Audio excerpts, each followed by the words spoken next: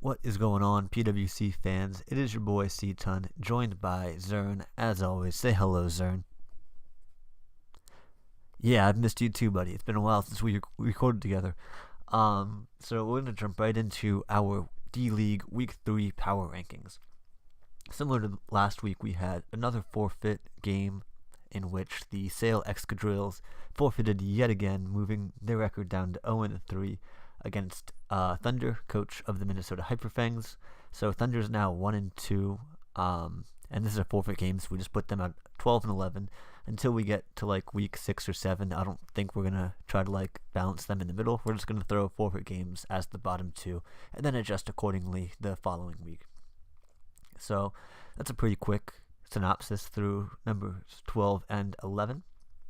I believe we're going to be replacing the Excadrilles due to this being the second forfeit loss, but we will have more on that in the future, probably D-League recap videos and whatnot.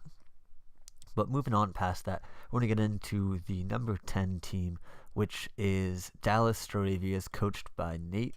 So Nate played its, and we'll get into its team obviously later. But throughout this game, we just felt we have him at number 10 because he never really seemed to have any control over the battle. He got some pretty unlucky breaks, like when he had his red card Mimikyu in. It brought it into, I believe it was Greninja, and then Greninja obviously can handle, or no, who did it turn into? Hang on, give me 1 second. It was in something that can take on the Mimikyu very easily, and it just wasn't the best break, obviously. So that kind of went against him. You sacked Starmie again, man. What did Starmie do to you? Like, I just want to know. Because this is the second week in a row, like, just out of nowhere, you just brought Starmie in to die. Last week, it was against a Lottie. This week, against a Greninja. Like, that thing just dropped. Like, when it came in, I was like, oh, okay, cool. This is Colberberry Starmie. And you have, like, Thunderbolt or something to, like, take on this Greninja.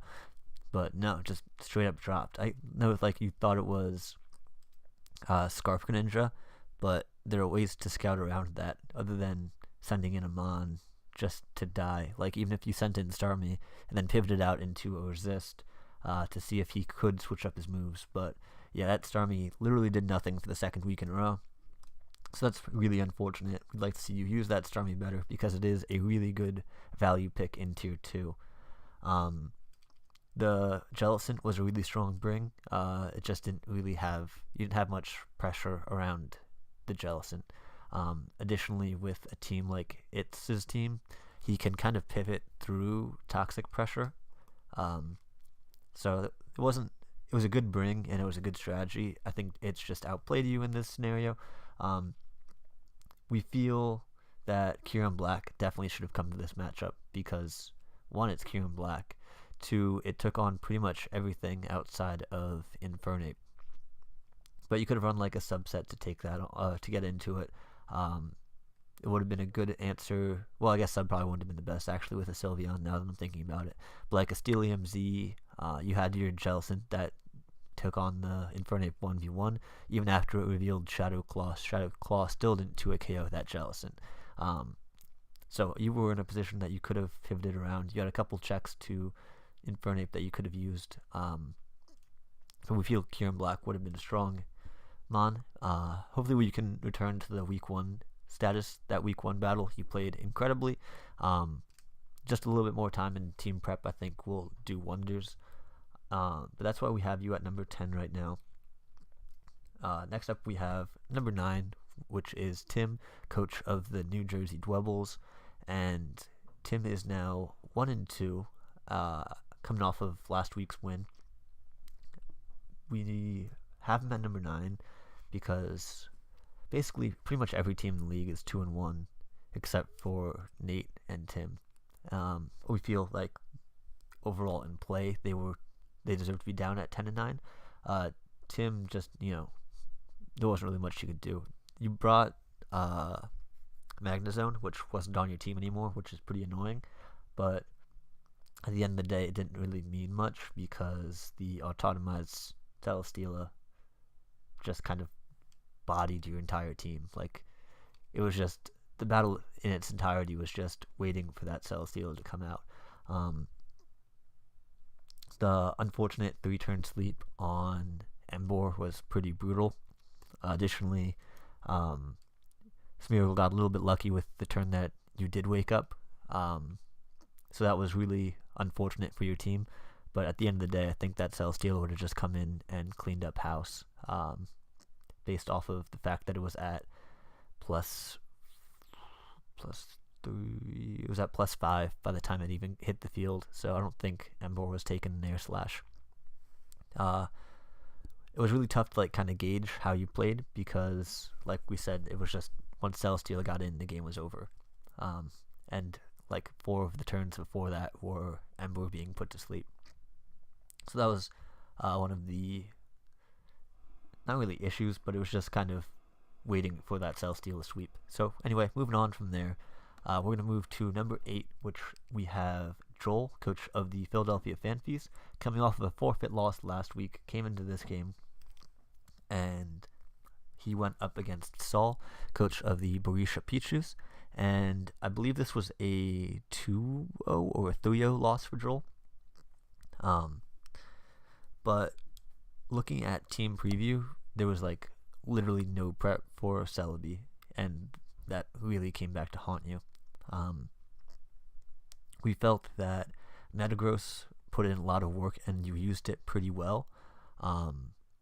We would have liked to see playing around after he revealed to be Rocky Helmet Garchomp. We would have liked to see play that around that a little bit better with the Metagross. And additionally, after Saul revealed that he was indoor Rocky Helmet, we didn't like that you took an additional 30% or so on your Mega Lopunny, because that could have been another hit off on the Celebi that just hard-walled your team. So you were just kind of allowing yourself to get chipped down very, very easily through that indoor set when you could have made a nice pivot into Sharpedo and fired off a nice Ice Beam or Dark Pulse or whatever you wanted to be honest, and then gotten the speed boost off of that as well. So we feel like you could have played around that a little bit better. After that indoor tech was realized, or whatchamacallit, brought to fruition, we feel like you should have played around that a little bit better. But the Rock Tomb coverage was really, really solid prep on your end for the Volcarona. Because Metagross could have been set up fodder for it. Additionally, with its traditional coverage being very susceptible to flame body burns. So we feel like that was really strong prep. At the end of the day, just need to put a little bit more time into the teams that you're building. Consider the entirety of the team. But yeah, anyway, that's why we have you at number 8. Tough loss against a very strong team. And speaking of the Pichus, we are going to transition very easily right into number 7, which we have Saul, coach of the Pichus, who is 2-1 now, I believe, as well. Let me double check that real quick. I forgot to write down his record. Barisha Pichus, yes, he is also 2-1. The Colberberry Celebi tech was really intelligent because looking at Joel's team and looking at that Celebi, like we mentioned for Joel just a couple seconds ago, nothing handled that Celebi. He would try to toxic you with the Cresselia and like try to get you a little bit whittled down that way, but you played it really intelligently. You kept it pretty much at like above 85% the entirety of that battle until the late game when the Celebi started like actually finishing off the game. But the indoor Rocky Helmet Garchomp tech was absolutely brilliant. Really strong considering how many physical threats Joel has. It was really good for the potential physical Sharpedo. It was really good for the likes of like a close combat Terrakion. Mega Lopunny takes a lot of damage from it. It was just a really strong bring overall. Additionally, on Joel's end, I didn't really bring this up, but we feel like Manaphy would have been a strong bring, especially given the teams that were brought. But anyway, we're past that. Sorry, I just kind of remembered I didn't say that. But you played the game really smart. It was just like a long-term game, pivoting around to get back into Celebi after it get toxic, and then keep Celebi at full and just start really slowly chipping down his team. Um, you didn't really reinvent the wheel too much. Like we said, the really strong tech with Indoor Rocky Helmet, the really strong tech with Berry Celebi, but you played the long game very, very well, and you kept your win con very healthy, and it ultimately rewarded you in the end. We felt it was a really strong game by you. One of the misplays that we felt like we had for you, that we were a little bit question mark about, was when you had your Celebi in, you were at full against a Metagross, and you clicked recover, and Celebi is obviously faster than what was already revealed to be a fat Metagross. So, just like take a little time to think through your plays a little bit more. But other than that, we feel like you played really, really well, and in the future we're going to be moving you up if you keep playing this well. But at number 6, we're moving on. We got Smeargle, coach of the Hidden Valley routes. And Smeargle is 1 and 2, and we have him above both 2 and 1 coaches. Both of those 2 and 1 coaches, because without hacks, Smeargle very easily could be 3 and 0. Last week he got parried and full parried in consecutive turns when he won the game. And this week he got frozen, and that lost him the game. He was up against, with the Excadrill getting frozen, it was revealed that Tectonic Rage did a ton, and if it was Swords Dance Tectonic Rage, it would have done even more, and the game was pretty much over at that point. But unfortunately, Pokemon is a very skill-based game, and the Excadrill ended up getting frozen, and then you didn't really have a way of bringing the game back at that point. One of the notes that I personally have is when you are using Zoroark, make sure you're putting it at the second party slot, so that way you always have it as a disguise. The one turn when Zoroark came in, it wasn't disguised as anything because it was the last Pokemon in the party at that moment. If you put it at second in the party, you will always won't always, because you only have 5 switches into it, but like Zoroark isn't usually going to live 5 switch-ins. So that's just a little note for the future to hopefully make you or the listeners at home a little bit better with Zoroark. You had a really strong U-turn core. We felt like you didn't necessarily control the game the entire time, but you kept yourself in the position that Excadrill and Gigalith were always around to make sure that you were putting in offensive pressure.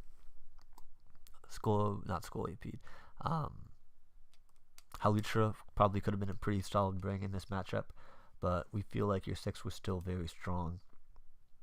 And again, it was just really unfortunate that the Excadrill ended up getting frozen, because we feel that you probably would have won that game if not the case.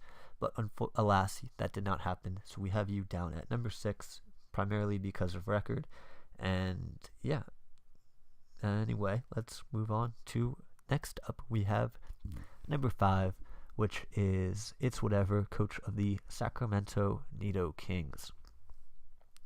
I am very in awe of the way that you use Sylveon. Like, you use it so well as a pivot and keeping your big offensive threats healthy. You're using it very well primarily with the Infernape. But it was just it was pretty standard, but you used it as a pivot really well. Sub, Wish, Baton Pass, and Hyper Voice. It was just a really strong use of the Mon. We feel like you were in control of pretty much the entirety of this battle. It was just a matter of time before the walls slowly got chipped down. It felt like Nate was trying to toxic stack, but you played around that by pivoting into your Sylveon. Every now and then you'd set up a Wish and get it back, but you'd reset the toxic timers really well. We feel like you could have used Bronzong better in this matchup, which is one of the main reasons we have you at number 5, because it became very easy setup fodder for Rizzion, which could have been an issue, but ultimately you were able to revenge it with Greninja very well. But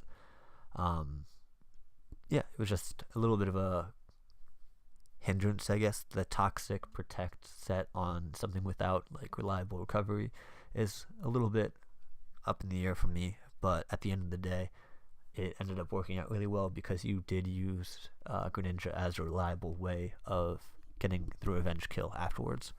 So anyway, we felt like he played really, really well. The Shadow Claw Infernape was a really good bring. Unfortunately, Nate prepped pretty well for, I don't know if he prepped for that, but he was able to take it, plus, and after Life Orb recovery, he was still gaining health. So a little bit unfortunate there, but keep putting in the good prep and we'll keep moving you up. And that is why you are currently at number 5. And moving on to the top 4, kind of blowing through this one, sorry about that, I guess. We have our previous number 1 team, OP Jellicent, coach of the Annistar City Agrons. We moved OP from number 1 to number 4 because he is 2-1, and it wasn't necessarily bad play on his part, but really good play on the number 3 and number 2 part. First note, great job not inviting Slay to this battle. Really, really makes watching these replays easier, buddy. Keep up the good work there. We feel like the Websley Vanny was a good bring, but I feel like AVP just capitalized on that, and we'll talk about that once we get over there. And one of the big reasons we dropped you down to number 4 after this loss was you have to prioritize Mega Gallade as the threat that it is. Because looking at the 6 that you brought and looking at Mega Gallade literally killed everything. And like, we understand that the smart play would have been for AVP to switch out, but even if he does switch out, you're still getting off like 15 to 20%, and you have clean switch-ins to the Registeel. The Registeel was the obvious switch-in, but like we said, because that Gallade just clicked Drain Punch while you went for the U-turn, and your Fizz Def wall was no longer existent, and that Gallade was back at full. So, a little bit of a tough situation there. Yeah, it's just like, it's a 50-50, and it's tough to lose those. But even if the Gallade switched out, the next time it was coming in on webs, and it would have lost its +2, so that Rhydon would have been able to take it on a little bit better. And yeah, just overall, we feel like it was good prep that got exploited very, very well.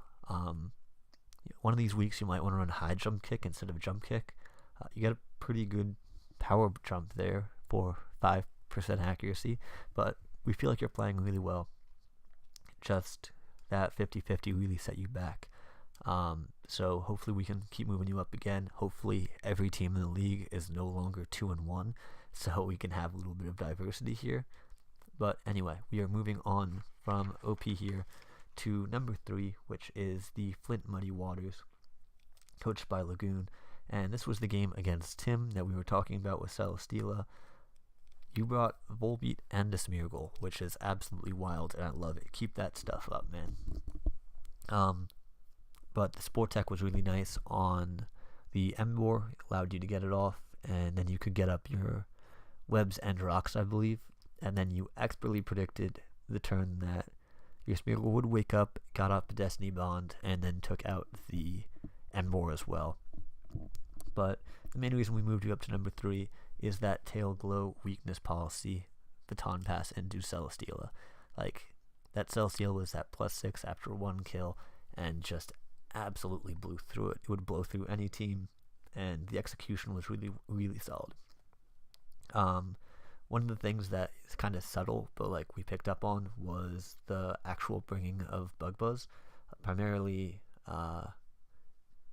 Volbeat's brought as like for status moves, but getting off that Bug Buzz on Uxie was absolutely huge, because Uxie was one of the few monos that could have potentially taken a hit from Celesteela. But yeah, that Bug Buzz chipped it away at it, got the Baton Pass into the Celesteela, and yeah, it was pretty much game over once that happened. Just really strong prep, taking advantage of how unbelievably broken Celesteela can be, and truly using it to its fullest potential. So keep that up. We got you at number 3, and yeah, really, really strong play with that Celesteela.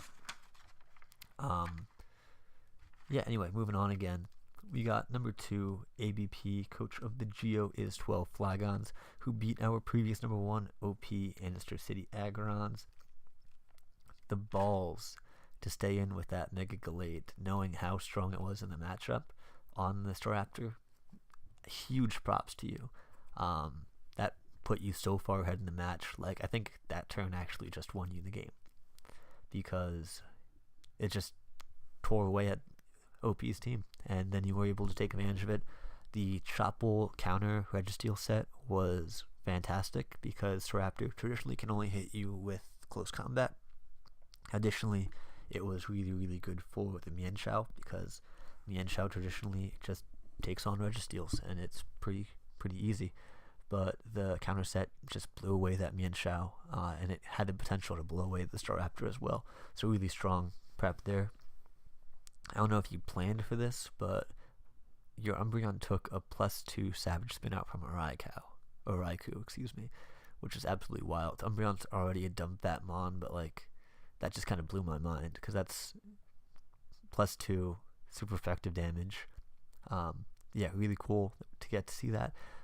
Just dominated the game once that Gallade stayed at +2. Drain Punch kept it around, and yeah, you just played it very, very intelligently. And we feel like the way you played and handled this game just really allowed you to step up and move up the rankings. Tapu Koko, I don't even think, touched the field in this battle, and Tapu Koko also had a tremendous matchup. So yeah, we moved you up to number 2 for that. Really strong play, and keep up the good work. Next up at number 1, we have the Charlotte Beedrills, coached by Jake, the only undefeated team left. As we mentioned in the Smeargle video, a little bit lucky on the win, but wins are wins. We really liked the Shuka Jirachi tech against the Sand team. Really smart. Takes on a lot of his potential ways of killing Jirachi. So nice.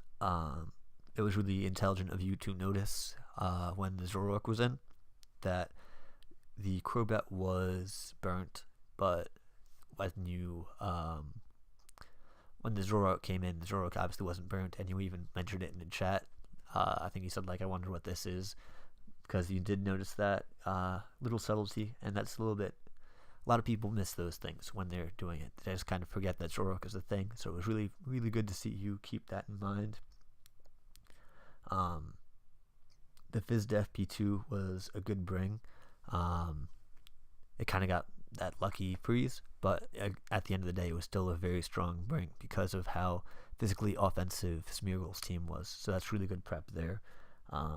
We didn't necessarily like substitute Mega Sceptile in this matchup because of the likes of Crobat being around, but that's pretty small detail.